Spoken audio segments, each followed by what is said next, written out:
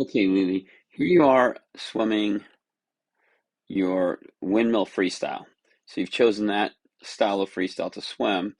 And one of the major deals, we have you right here. That's you, right? And one of the major deals about the windmill freestyle, when we look over at the avatar that's next to you here, is to keep your arms very straight and solid. You can see even the hand up there is held tight, right? Everything here is going to be tight as it comes over. And that's a really important aspect because once you get the hand in the water, you're going to want to create a pressure field. And that static tensity in your arm where you're holding it tight and not moving it is going to start to gain right there a relationship with the water. You push on it by pushing down this way, and it pushes back towards you, and you generate and create a pressure field or field of pressure. That's what you're going to use to push off of eventually, right? So when we see your arm coming over here, and we can kind of zoom in on that a little bit, see a little bit of bend in the wrist. And again, in some freestyles you'd want that, but in this one you want to keep it straight if you can. Again, you can see right here, can you see the bend in the elbow back here? So you get this bend in your elbow back in this area. And what you want to see usually is you're going to want to see that kind of coming out straight and then exiting and coming over. And the reason why you want that is because that would mean that you pushed all the way through. Now you're going to see over here on this side, see the avatar's building that pressure field right here? And then this is called A for arms. This is the A0 phase, right? Then you have the A1 phase right in here once you get in the water. And now you move to the A2 phase. So we got A0, A1, A2, and then you move to A. So this is the arms, right? 3. And then finally in A4, where you get the most propulsion. So the idea up in A2 here is to, right, or A1 is to generate the pressure field right in here. And then in A2, you're going to get on front of that pressure field, right? So you can get in the right angle with it. And in A3, you do what's called a stacking process where you push on the water tends to then move, right? The pressure field, what's called a primary pressure field, which is located right here. Let me just get you a different color to see here. And this is your primary pressure field right here. And then you get your secondary one building because that one is pressing against the water next to it, and that's pressing back, so that's your secondary pressure field, right? And then you have the tertiary, and then the quad that comes up. So you got 4. And now the idea is in A4, right, is to push off of that water and back. Now watch what happens to the elbow, because we're using the tricep here. We're straightening the elbow and using the tricep to push off those pressure fields. And that gives you about 60% of all your propulsion forward. And that's a really big deal because you're trying to get that forward propulsion. Right? That's what's driving you forward in the water. Now, what we're noticing over on your stroke here is this bent elbow. And if it has a bent elbow, that's going to be a little bit of a problem for you. And the reason why that's going to cause a problem, that's a little bit too bent, right? But let's see here. So that's going to be a little bit of a problem for you. And the reason why that's going to be a problem is that you're not able, right? That means you didn't push through. You're more recovering now coming over, right? And this is just part of the process of coming out. Instead, what you want to be doing, again, is driving backward to move your body forward.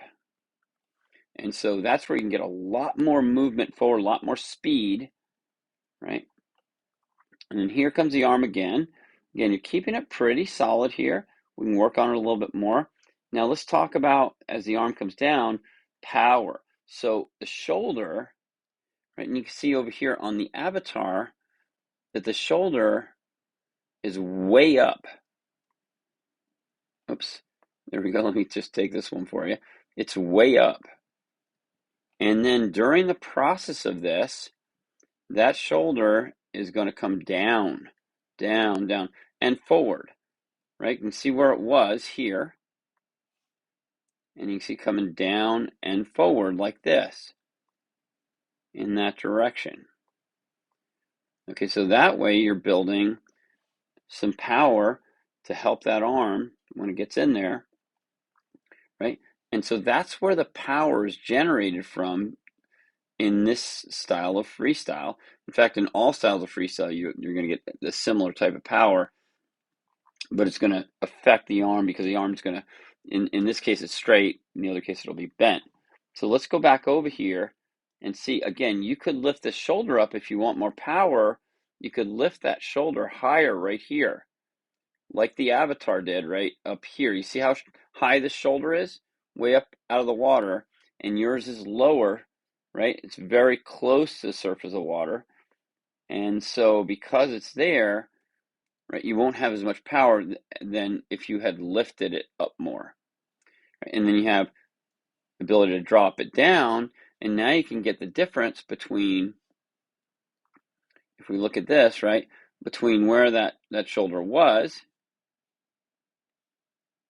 the height of it, and down there right to the bottom of it. So that's a big measurement that's going to measure how many compartments of power you generated with the torso. Okay, and you can see that we can gain more of that. So you've got plenty of strength here for right now in your swimming. However, in your power, we're missing how we're doing and using that skeletal system, which is what your technique, right? How you move your bones. Now here, you can see that bent arm, right? As you kind of come towards the end of your lap here, see how that arm is bent right there, and it's exiting. So that means you lost quite a bit of distance where you could have pushed back farther here, right? And gone quite a ways back farther to get additional forward movement, as I'd mentioned. Okay, so that gives you a little bit of information on that.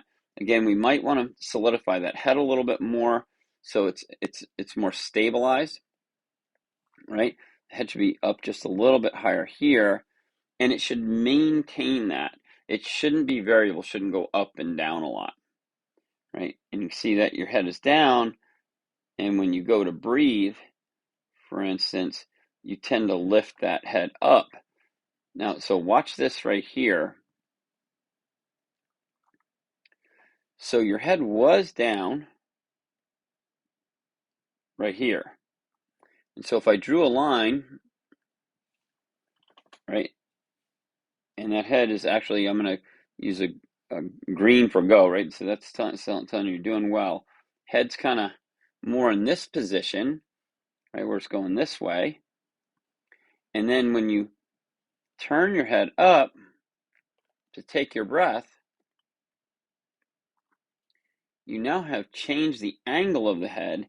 So if we redraw that line now, it's going to go that way, right? So if we draw it up higher, oops, sometimes it'll show you even more.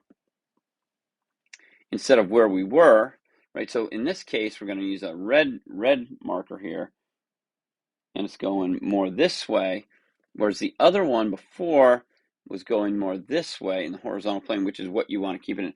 Keep it with the head, the top of the head, moving in the direction that you want to go. Right? In this case, it's kind of, you definitely don't want to go up here. So you want to put that down. And then you're breathing. Now, when you're breathing, let's take a look right here. Can you see how your eyes, right in here, and let me just go ahead and show you this. If we zoom in, So you can see both goggles out of the water. And the rule of thumb when you breathe, because you don't want to give everybody too much chance to beat you, is to have at least one goggle in the water at all times. So while you're breathing, you should have one goggle in the water.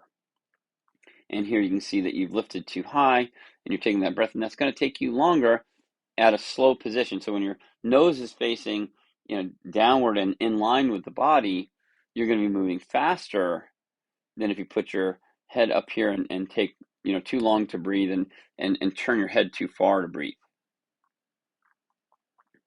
Okay, so those are a few things that you can work on right away and start getting some improvement. And I think that'll make a major difference in how you perform. Okay, and again, watch the avatar over here just to compare it. You see the avatar, how the head, again, if we draw that line through the, whoops, I'm going the other way. If we draw that line through the head like this, right, it's moving in that direction. It's not moving in this direction up here. Right, and that's going to help you. Now watch how that helps you, just so you know. So I'm going to pull this down, and as it pushes back here, can you see everything, the whole body? If we draw it all the way back, for instance, I'll just grab this like this. You can see the whole body, hips and everything are going to be dragged forward in that line that the head is, right, maybe up a little bit from there, like that. And you're pushing on this pressure field, you're pushing this way on it. As you can see right in here, that's using your lat right there. And then once you use your lat, then you're pushing off of it back in here in what we call A4, right? So this position up here is what we call A1, where you create that pressure field right there. And then you move to A2, right here, where you're getting on the front of that pressure field. And then you start to stack the pressure field, right? You're looking for maybe like a quad. There's 3, there's 4, right? The pressure fields are helping build each other. And then the idea, right, is to push off the pressure field. So you'd be pushing this way, but your body, your line of movement, that's opposing force, that's propulsion, will be going this way. And that's why it's so important that you keep that hand in the water, pushing back for a longer period of time. That's where you're going to get the most propulsion, right back in this area. Right, push back, back, back, and that drives your body, as you can see, forward. And that's where you can get a lot more, right, movement forward.